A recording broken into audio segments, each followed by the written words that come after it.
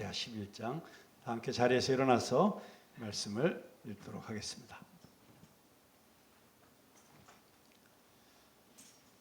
르호보암이 예루살렘에 이르러 유다와 베냐민 족속을 모으니 택한 용사가 18만 명이라 이스라엘과 싸워 나라를 회복하여 르호보암에게 돌리려 하더니 여호와의 말씀이 하나님의 사람 스마야에게 임하여 이르시되 솔로몬의 아들 유다 왕 르호보암과 유다와 베냐민에 속한 모든 이스라엘 무리에게 말하여 이르기를 여호와께서 이같이 말씀하시기를 너희는 올라가지 말라. 너희 형제와 싸우지 말고 각기 집으로 돌아가라.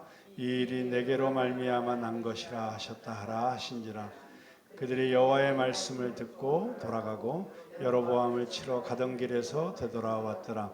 르호보암이 예루살렘에 살면서 유다 땅에 방비하는 성읍들을 건축하였으니 곧 베들레헴과 에담과 드고와와 벳술과 소고와 아둘람과 가드와 마레사와 십과 이스라임과 라기스와 아세가와 소라와 아얄론과 헤브론이니 다 유다와 베냐민 땅에 있어 견고한 성읍들이더라.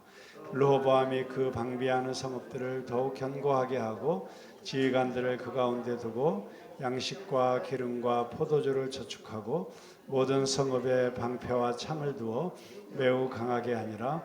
유다와 베냐민이 르호보암에게 속하였더라. 온 이스라엘의 제사장들과 레위 사람들이 그들의 모든 지방에서부터 르호보암에게 돌아오되 레위 사람들이 자기들의 마을들과 산업을 떠나 유다와 예루살렘에 이르렀으니 이는 여로보암과 그의 아들들이 그들을 해임하여 여호와께 제사장의 직분을 행하지 못하게 하고 여로보암이 여러 산당과 수령소 우상과 자기가 만든 송아지 우상을 위하여 친히 제사장들을 세움이라. 이스라엘 모든 지파 중에 마음을 굳게 하여 이스라엘의 하나님 여호와를 찾는 자들이 레위 사람들을 따라 예루살렘에 이르러 그들의 조상들의 하나님 여호와께 제사하고자 한지라. 그러므로 3년 동안 유다 나라를 도와 솔로몬의 아들 르호보암을 강성하게 하였으니 이는 무리가 3년 동안을 다윗과 솔로몬의 길로 행하였음이더라. 르호보암이 다윗의 아들 여리못의 딸 마할랏을 아내로 삼았으니 마할랏은 이새의 아들 엘리압의 딸 아비하일의 소생이라. 그가 아들들 곧 여우스와 스마랴와 사함을 낳았으며 그 후에 압살롬의 딸 마아가에게 장가들었더니 그가 아비야와 앗대와 시사와 슬로밋을 낳았더라.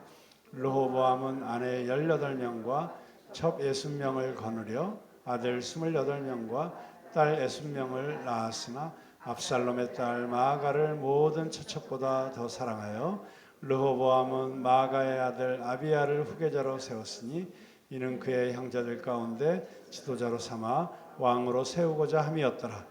르호보암이 지혜롭게 행하여 그의 모든 아들 유다와 베냐민의 온 땅 모든 견고한 성읍에 흩어 살게 하고 양식을 후히 주고 아내를 많이 구하여 주었더라. 아멘.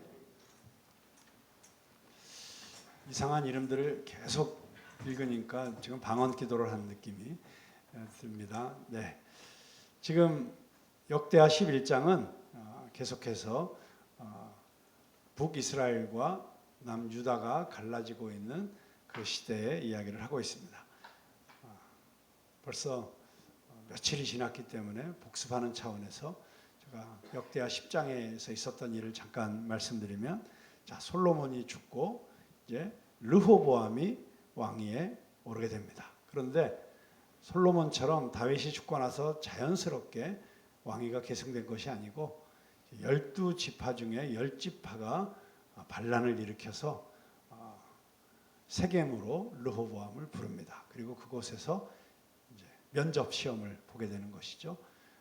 여로보암과 10지파의 족장들이 모여가지고 르호보암에게 낸 시험 문제는 무엇이냐면, 당신 아버지는 지나친 성전 공사와 왕궁 공사로 인해서 우리를 고되게 하였고 힘든 노역을 시켰고 너무 많은 세금을 뜯어갔다. 그러니 이제는 그것을 좀 완화해서 우리도 좀 살게 해달라. 이런 부탁을 합니다. 그런데 르호보암은 자기의 어린 시절부터 자라났던 친구들에게 물어보고 그 친구들이 무슨 소리냐, 한 가지 양보하면 앞으로 더 무리한 요구들을 할 것이다. 그래가지고 서로 강경 대치를 할 것을 권유를 하고, 르호보암이 내 새끼손가락이 우리 아버지 솔로몬의 허리보다 굵다. 기가 막힌 표현을 하죠. 그래서 나는 우리 아버지보다 스케일이 더 크고 우리 아버지보다 더 큰 위대한 업적을 행해야 되기 때문에 너희들에게 더 많은 세금을 물릴 거고 더 많은 막노동을 시킬 거다. 이렇게 선언을 하고, 그래서 결국 그 10지파가 반란을 일으키게 됩니다. 그래서 이 하도람이라고 하는 르호보암이 보낸 사자를 죽여버리죠. 그리고 르호보암은 도망쳐서 세겜을 빠져나오는 이야기가 역대하 10장까지의 이야기입니다.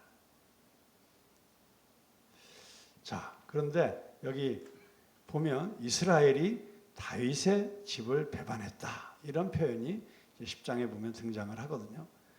자, 이 이스라엘은 누구죠? 이 다윗의 집을 배반했다라고 할 때 이 이스라엘은, 네, 지금 계속 말씀드렸잖아요. 10지파. 네. 그런데 그들도 이스라엘이라고 합니다. 또 다윗 집안도 이스라엘이다. 둘 다 이스라엘이에요. 그래서 지금 10장과 11장을 읽다 보면 그 이스라엘이 어느 쪽 이스라엘인지를 우리가 눈을 똑바로 뜨고 보면서 읽어야 됩니다. 자, 이 르호보암 왕을 배반하여 북왕국을 세운 이 이스라엘도 이스라엘이고, 그리고 이 르호보암이 속한 유다 지파와 예루살렘을 다스리고 있던 베냐민 지파, 이 두 지파도 이스라엘이고, 남이스라엘, 북이스라엘, 둘 다 이스라엘이라는 것을 역대하 기자가 강조하고 있습니다. 자, 이게 어떻게 보면 역대기의 아주 중요한 중심 사상 중에 하나예요. 서로 분열하여 싸우면 망한다. 그래서 우리가 다 이스라엘이지 않느냐. 자, 이 역대하가 언제 쓰여진 책이라고요? 포로기 이후에 쓰여진 책. 포로를 갔다 와서 쓰여진 책. 그러니까 정말 너무 비참한 포로 생활을 하고 돌아와서 완전히 무너져버린 이스라엘을 보면서 왜 우리가 망했을까? 우리가 남이스라엘, 북이스라엘로 나뉘어서 각기 싸우고 분열하고 이랬기 때문에 우리가 이렇게 망한 거 아니냐. 그래서 우리가 하나가 되어야 된다.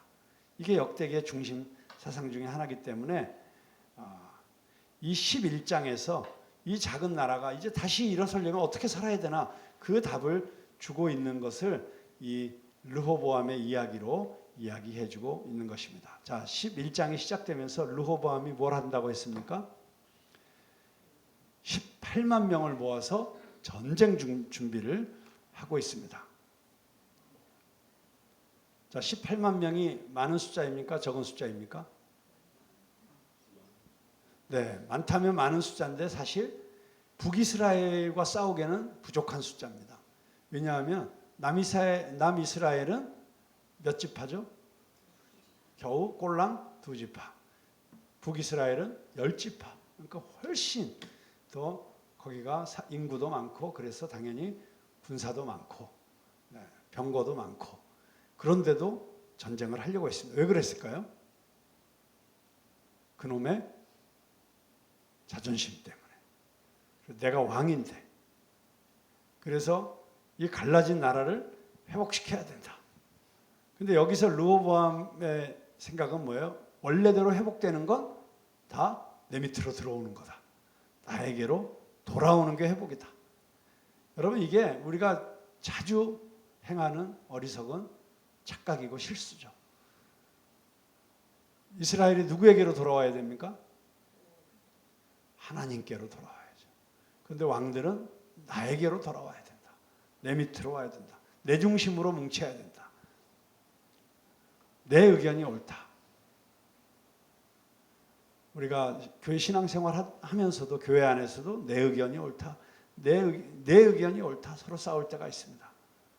근데 여러분, 교회에서 싸우는 것보다 힘든 싸움은 없습니다. 왜냐하면 다 내 뜻이 하나님의 뜻이라고 우기기 때문입니다.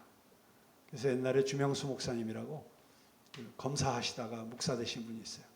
이분이 검사 시절에 야간 신학교를 다니셨거든요. 그러다 보니까 신학생이라고 교회 관련 분쟁은 전부 이분에게 할당을 하는 거예요. 그래서 이분이 대한민국의 웬만한 교회 분쟁과 뭐 이런 거는 다 맡아서 수사를 하셨어요. 이분이 뭐라고 말씀하시냐면 자기가 이 모든 교회의 온갖 사건을 다루고 나서 내린 결론이 있습니다.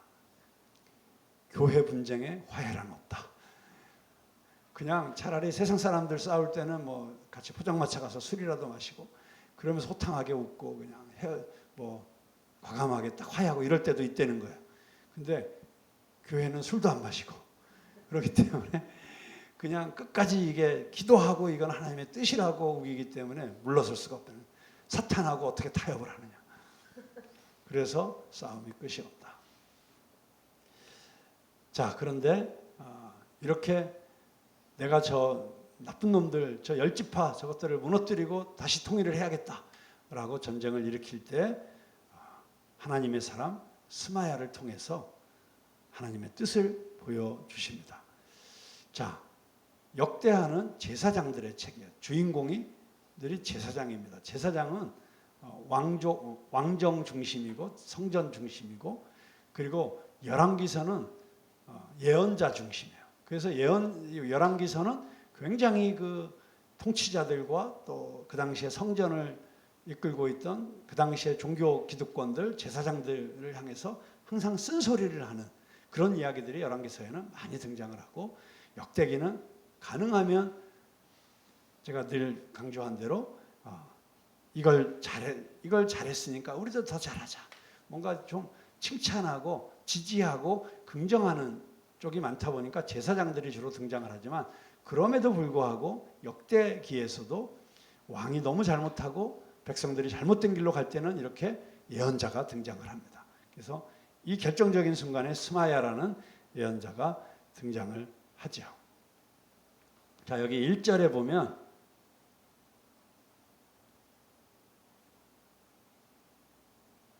르호보암이 예루살렘에 이르러 유다와 베냐민 족속을 모으니 택한 용사가 18만 명이라. 이스라엘과 싸워. 자, 여기서 이스라엘은 어떤 이스라엘? 네, 북이스라엘. 3절에 보면 솔로몬의 아들 유다왕 르호보암과 유다와 베냐민에 속한 모든 이스라엘 무리에게 말하여. 자, 여기는 어떤 이스라엘? 네, 남이스라엘. 네, 유다와 베냐민에 속한 모든 사람들. 자, 그러니까 둘 다 이스라엘이죠. 서로 다르지만, 적대적이지만 지금 같은 이스라엘이 지금 싸워야 되는 그런 상황인 것입니다. 그런데 스마야라는 사람이 나타나서 4절에 뭐라고 얘기합니까? 4절 한번 같이 읽어보겠습니다. 시작. 여호와께서 이같이 말씀하시기를 너희는 올라가지 말라. 너희 형제와 싸우지 말고 각기 집으로 돌아가라. 이 일이 내게로 말미암아 난 것이라 하셨다 하라 하신지라. 여기까지 읽겠습니다. 자, 여기서 싸우지 마라. 너희들은 각기 집으로 돌아가라. 하나님께서 해산을 명령하신 것입니다. 자, 그런데 지금 여러분, 이 자존심 상한 르호보암, 자존심이 강한 르호보암, 내가 우리 아버지보다 내가 더 큰 일을 할 거야, 뭐 이렇게 나섰던 걸로 봐서 르호보암의 성향이 어떤지 좀 아시겠죠? 그런데 놀랍게도 르호보암이 하나님의 사람의 말에 순종해서 해산을 명령하고 남이스라엘로 군사들과 함께 돌아가서 해산을 퇴군을 합니다. 여러분, 이게 쉬운 일입니까? 쉽지 않은 일입니까? 쉽지 않은 일입니다. 근데 어떻게 이런 일이 일어났을까요?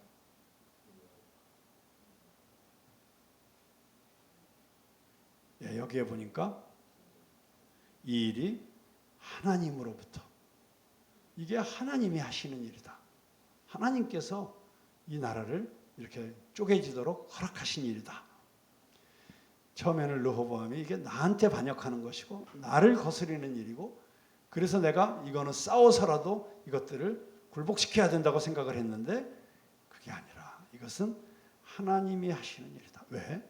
솔로몬의 우상 숭배로 정말 이 나라가 쑥대밭이 되었기 때문에, 그래서 하나님의 입장에서도 정말 뼈를 깎는 아픔으로 10지파를 떼어내야만 하셨던 것이다. 이 전쟁은 너희에게 속한 것이 아니야. 너희가 지금 힘을 모았다고 너희가 올라가서 이길 수 있는 게 아니야. 통일할 수 있는 게 아니야. 이 전쟁은 나에게 속한 것이야. 하나님이 말씀하십니다. 여러분, 우리가 이렇게 르호보암이 어리석은 처음 선택을 했지만 이 대목에서 너무나도 훌륭한 믿음을 보여주고 있습니다. 첫째는 하나님의 말씀에 순종한 것입니다. 그리고 이 전쟁이 자기 전쟁이 아니고 이게 하나님 일이구나. 이게 하나님께 속한 일이구나. 이게 하나님이 역사하시는 거구나. 이것이 소중한 믿음입니다. 우리가 신앙생활 하면서도 흥분해서 앞뒤 못 가리고 사고를 맨날 칩니다. 그때마다 매번 뼈아픈 후회를 합니다. 그래서 하나님이 막으실 때가 있습니다. 근데 우리가 이 전쟁은 하나님께 속한 것이구나. 이 일이 하나님이 하시는 일이구나. 그 시각을 가지면 수많은 우리의 실수와 삶의 분노를 잠잠케 할 수 있고 우리 안에 또 차오르는 분노와 또 두려움도 이겨낼 수가 있습니다. 이것은 하나님께 속한 것이구나. 나는 나의 몫까지만 열심히 살면 되는구나. 여러분, 그래서 내가 모든 것을 이끌어가지 않아도 되기 때문에, 그래서 내 마음속에 용기가 생깁니다. 나는 내가 할 수 있는 만큼만 하고 나머지는 하나님께서 하신다. 여러분, 이 믿음이 바로 다윗의 믿음이었어요. 사무엘상 17장 47절에 보면 다윗이 골리앗과 싸울 때 이 전쟁은 나에게 속한 것이 아니고 하나님께 속한 것이다. 너는 칼과 단창으로 나오지만 나는 우리 주 여호와의 이름으로 너에게 나온다 라고 하면서 이 전쟁이 하나님께 속한 것임을 선포하고 하나님께 모든 것을 맡기고, 그래서 하나님께서 가라고 하시면 가고 멈추라고 하면 멈추는 이런 순종의 자세를 가질 때 하나님께서 르호보암을 복주셨다. 그래서 그때로부터 3년 동안 이스라엘이 아주 강성해집니다. 왜냐하면 그 3년 동안 하나님의 말씀대로 순종하면서 내가 잘못 선택해서 이렇게 나라가 갈라졌구나. 그런데 이것도 하나님께 속한 일이구나 라고 르호보암이 그것을 받아들이고 겸손하게 말씀에 의지하여 나라를 다스렸을 때 나라가 강성했다. 반면에 북이스라엘은 자기들은 정말 자기들 명분은 대단하게 내세웠지만 결국은 보면은 다 권력과 자기 뜻대로 하고자 하는 그 욕심으로 이 나라를 쪼갰다는 것을 볼 수 있고, 그래서 그 결과가 뭐예요? 여로보암이 그 북이스라엘의 지도자가 되었는데 바로 산당에서 제사 드리게 하고 금송아지 만들게 하고, 이래서 북이스라엘에 있던 제사장들과 경건하게 제사를 드리고자 하는 사람들이 다 남이스라엘로 망명을 오게 되고, 그 사람들이 남이스라엘에 와서 참되게 제사를 드리고 말씀대로 순종해서 살면서 남이스라엘이 강하게 되는 것을 보게 됩니다. 자, 우리의 승리가 칼과 창에 있지 않다. 여기 칼과 창에 있지 않다는 건 뭐예요? 인간의 힘, 인간의 지혜, 인간적인 어떤 입장에서 우리의 인생의 승부, 우리 신앙생활의 승패가 결정되지 않는다는 거예요. 그것은 여호와께 속한 것이다. 여러분, 우리가 이게 여호와께 속한 것이다라고 인정하는 것이 왜 중요하냐? 우리는 이 전쟁은 여호와께 속한 것이니, 그리고 싸우면 우리는 반드시 이겨야 되죠. 그게 우리 생각이잖아요. 여호와께 속한 것이기 때문에 어떻게 됩니까? 이게 반드시 이긴다는 뜻이 아니에요. 이기게도 하실 수 있고 지게 하실 수도 있다는 거예요.